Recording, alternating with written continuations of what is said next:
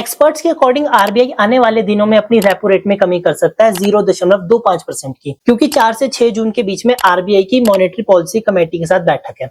अब आरबीआई अपनी repo rate में कमी करेगा तो बैंक भी अपने जो लोन दे रहे हैं लोगों को उसकी इंटरेस्ट रेट में कमी करेगा, यानी कटौती करेगा, जिसका फायदा आपको मंथली ईएमआई और टोटल अमाउंट के रूप में होगा। इसको एग्जांपल से समझो, आपको 20 लाख रुपए लोन की जरूरत है, टाइम पीरियड 20 साल। अब इसकी कैलकुलेशन दो इंटरेस्ट के बेस पर करेंगे, एक 8%, दूसरा 7.75%।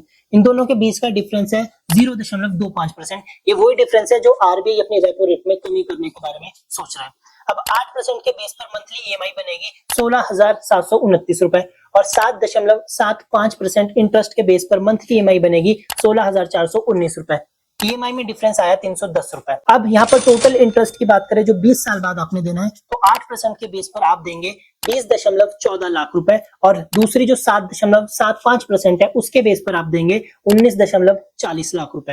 अब दोनों के बीच का डिफरेंस आया 74,000 रुपए। इस हिसाब से आप 8% के बेस पर टोटल अमाउंट देंगे 20 साल बाद 40.14 लाख रुपए और दूसरी जो 7.75% है उसके बेस पर आप टोटल अमाउंट देंगे 39.40 लाख। दोनों के बीच का डिफरेंस आया 74,000। यानी अगर इंटरेस्ट रेट 0.25% से कम हो जाती है तो आपको सीधा ही 74,000 का बेनिफिट होगा। अब रील को शेयर करके सब तक पहुंचा दो और फॉलो मी।